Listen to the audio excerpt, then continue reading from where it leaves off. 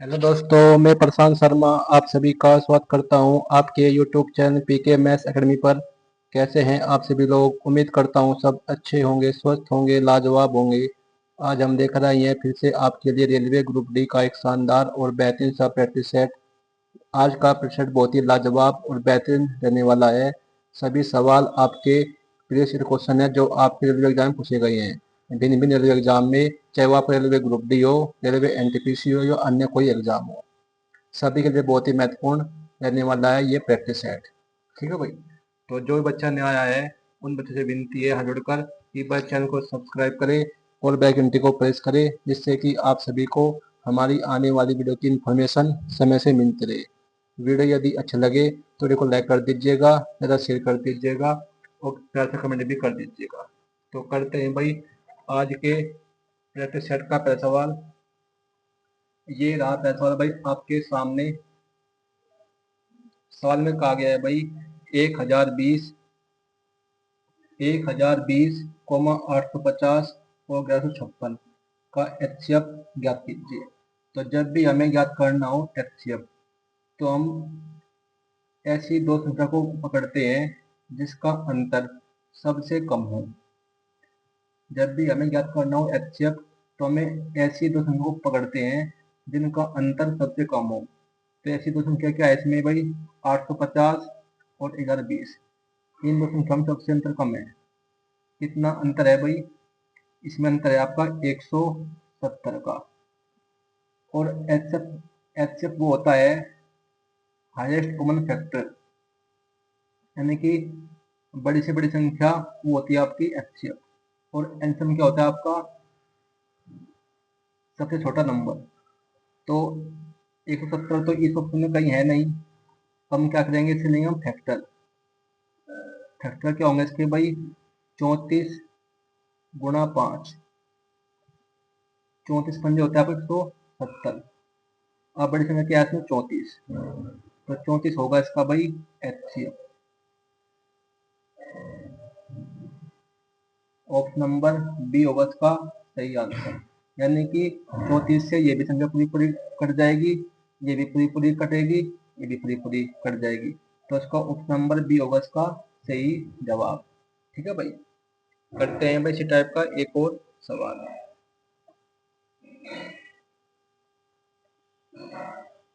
करते हैं भाई नेक्स्ट क्वेश्चन।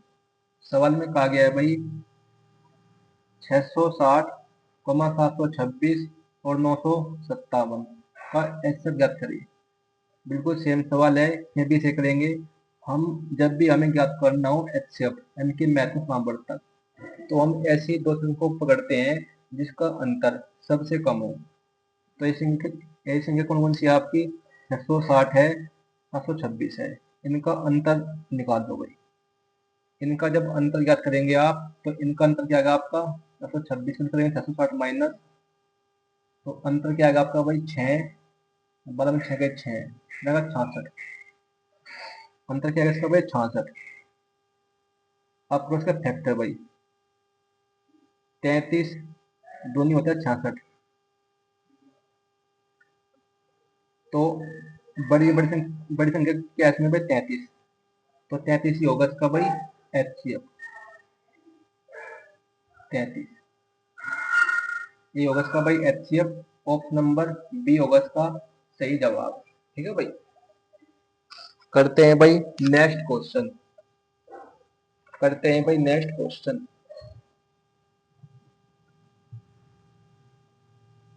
सवाल में कहा गया है भाई 10% वार्षिक चक्रवृद्धि ब्याज दर पर 1000 रुपये कितने वर्षों में 1210 रुपये हो जाएंगे?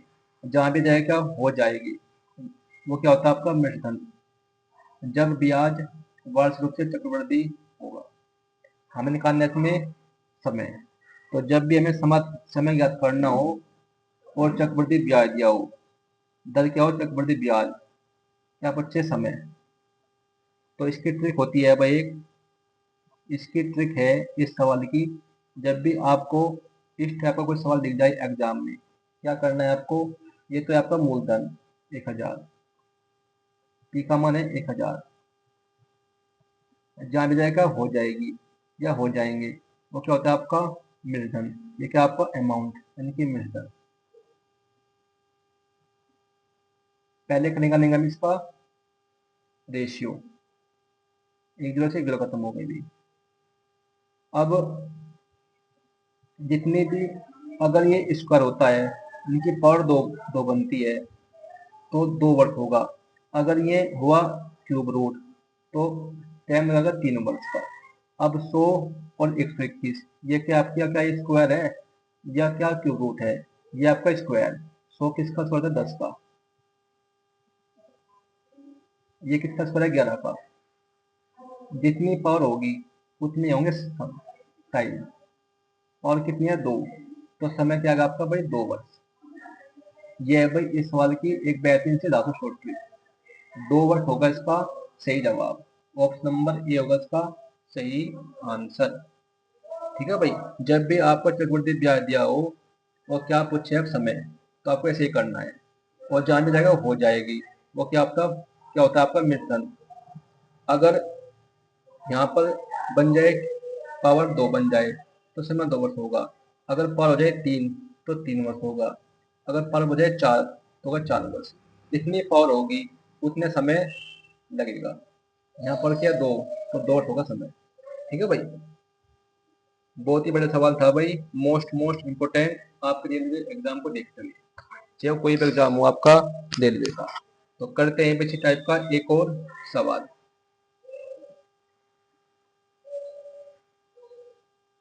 सवाल में कहा गया है भाई 20% वार्षिक चक्रवृद्धि ब्याज दर पर 12,500 रुपये कितने वर्षों में 21,600 रुपये हो जाएंगे? जाने जाएंगे हो जाएंगे। वो क्या होता है आपका मूलधन। जब ब्याज वर्ष रूप से चक्रवृद्धि होगा, तो जब भी ब्याज वर्ष रूप से चक्रवृद्धि हो और आप अपने समय, तो कैसे निकालेंगे हम? हमने आपको अभी भी बताया था, यहाँ 2 जीरो है तो 2 जीरो काट लिखो भाई। ये मूलधन, लिखो भाई मूलधन।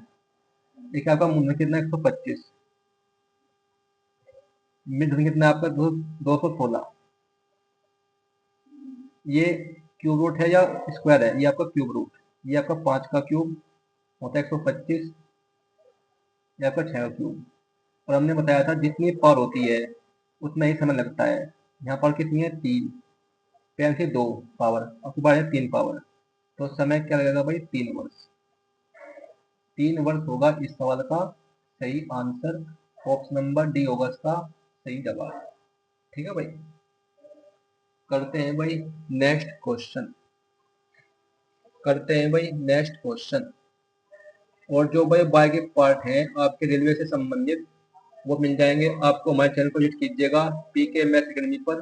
वहाँ मिल जाएगी आपको एक प्लेलिस्ट और रेलवे एग्जाम के नाम से। वहाँ पर आपको सभी पार्ट मिल जाएंगे रेलवे से संबंधित, जो आपके रेलवे एग्जाम को क्रैक करने में आपकी बहुत बहुत हेल्प करेंगे। ठीक है भाई। सभी पार्ट बहुत ही इंपॉर्टेंट है, जाकर देख लीजिएगा जरूर भाई बारी बारी से। तो करते हैं भाई नेक्स्ट क्वेश्चन। सवाल में कहा गया है भाई अमन 15 किलोमीटर की दूरी 3 घंटे में और 20 किलोमीटर की दूरी 2 घंटे में तय करता है। अमन की औसत चाल क्या होगी? बहुत ही बड़ा सवाल है भाई। इस टाइप का सवाल भी आप रेलवे एग्जाम में पूछे जाने की पूरी पूरी संभावना है। हमें निकालनी है इसमें औसत चाल। तो औसत चाल ज्ञात करने का फॉर्मूला होता है आपका। औसत चाल ज्ञात करने का फॉर्मूला होता है आपका कुल दूरी बटे में कितना? कुल समय। कुल दूरी बटे कुल समय।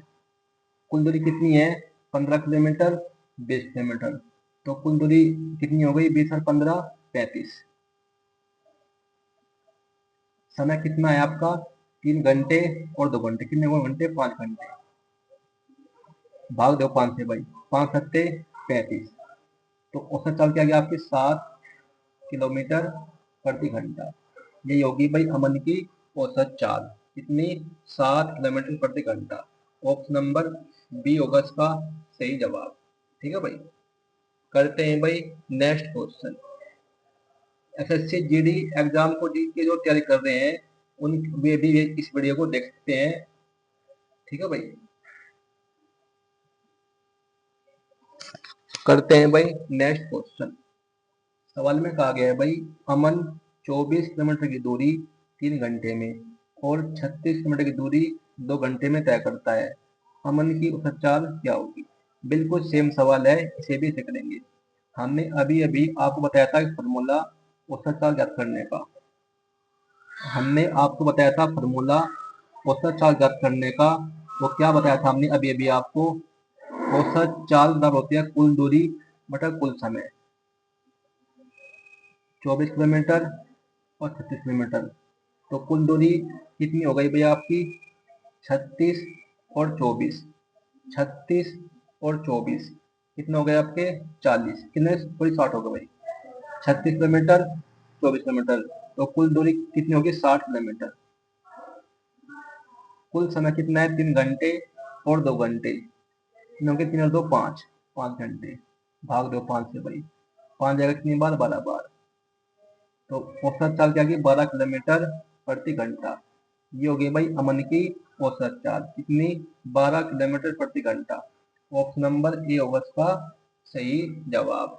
ठीक है भाई, करते हैं भाई next question.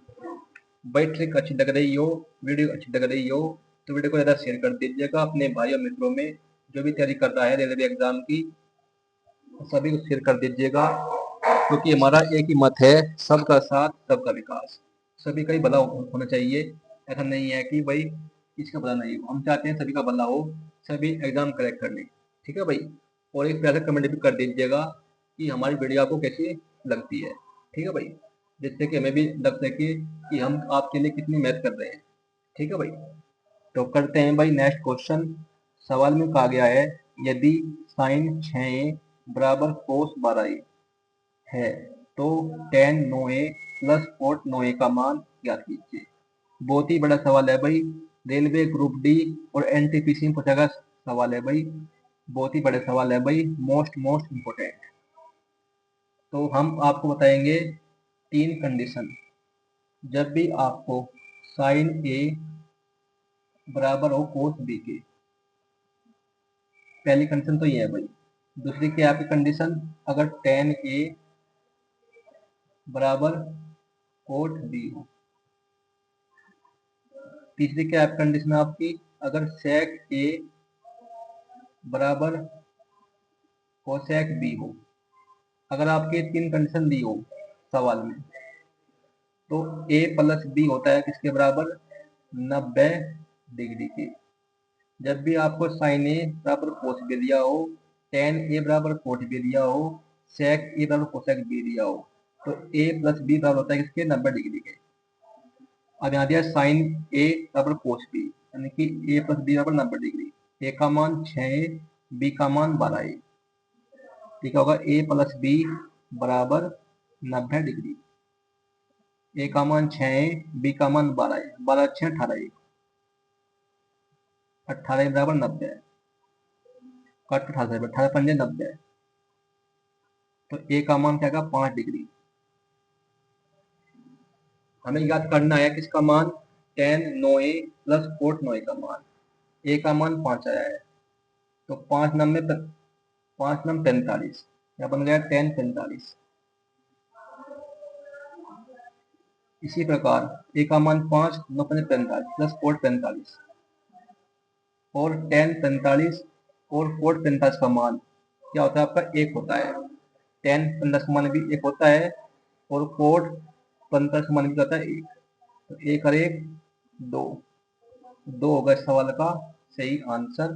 Option number C होगा इसका सही जवाब। ठीक है भाई, बहुत ही बड़ा सवाल था भाई, रेलवे ग्रुप डी और एनटीपीसी एग्जाम को जगह सवाल है भाई था, बहुत ही मोस्ट मोस्ट इम्पोर्टेंट। करते हैं भाई अगला सवाल।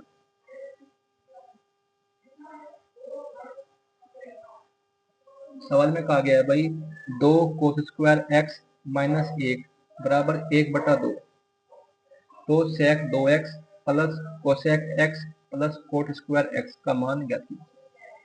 बहुत ही लाजवाब सवाल है भाई, ये भी सवाल आपका पूछा गया सवाल है भाई रेलवे एग्जाम में।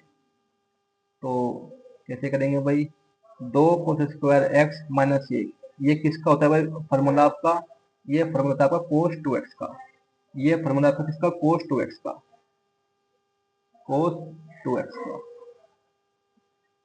cos2x का, cos में 1/2, इसकी वैल्यू होती है आपकी cos 60 की, cos 60 की वैल्यू होती है आपकी 1/2, तो cos से cos कट जाएगा, क्या बचा 2x बराबर 60, तो काट जाएगा कितनी बार 30 बार, तो x मतलब क्या आएगा 30।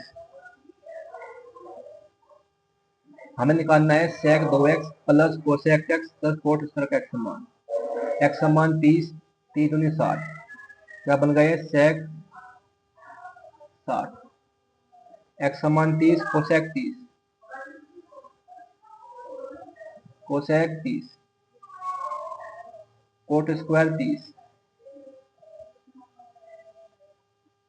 sec 60 का मतलब होता है 2, cosec 30 का मतलब होता है 2, cot 30 का मतलब होता है क्या आपका वर्गमूल 3, cot 30 का मतलब होता है क्या वर्गमूल 3, वर्गमूल 3 में करेंगे स्क्वायर, क्या बनेगा 3, आदमी जोड़ दो भाई, 3 और 2 5 और 2 7, 7 होगा इस सवाल का सही आंसर, ऑप्शन नंबर बी होगा सवाल का सही जवाब। ठीक है भाई, बहुत ही बड़े सवाल थे भाई, दोनों ही मोस्ट इंपोर्टेंट। करते हैं भाई अगला सवाल, करते हैं भाई अगला सवाल।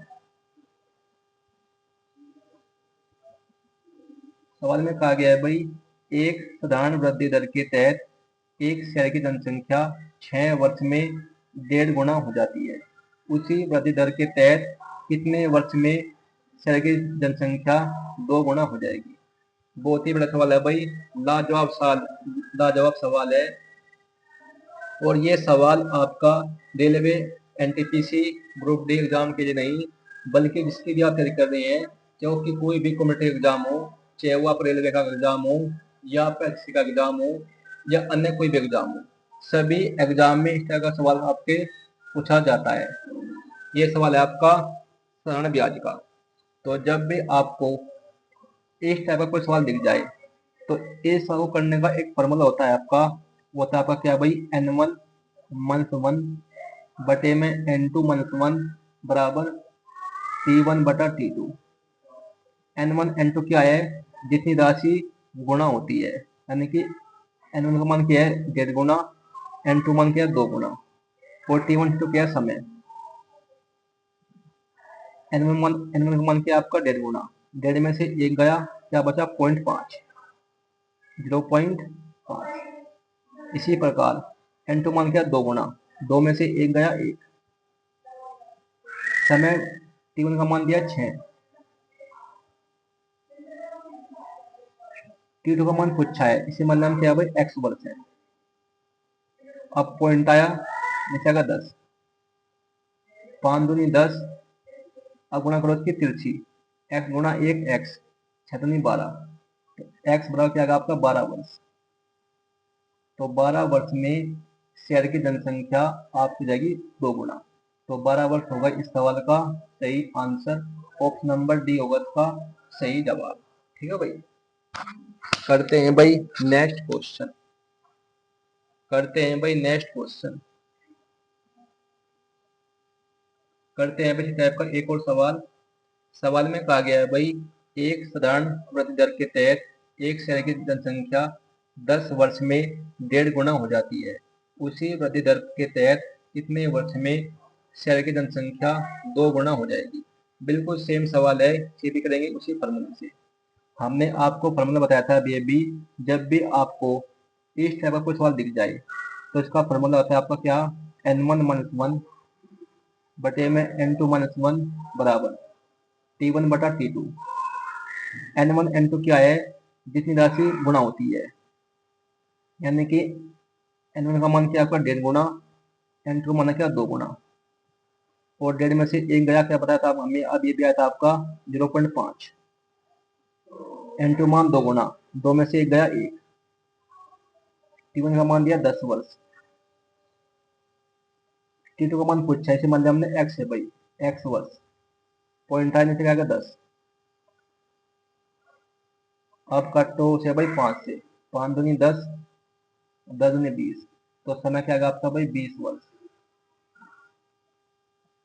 20 वर्ष में शहर की जनसंख्या 2 गुना हो जाएगी। तो 20 वर्ष होगा इसका सही जवाब, ऑप्शन नंबर सी होगा इसका सही आंसर। ठीक है भाई। तो भाई आज के लिए इतना ही। वीडियो यदि अच्छी लगी हो वीडियो को लाइक कर दीजिएगा, ज़्यादा शेयर कर दीजिएगा अपने भाई मित्रों में जो भी तैयारी कर रहा है रेलवे एग्जाम की या अन्य किसी एग्जाम की, सभी को शेयर कर दीजिएगा। तो मिलते हैं आपसे कल एक ऐसी वीडियो लेकर, ऐसे क्वेश्चन लेकर। तब तक के लिए आपका बहुत बहुत धन्यवाद।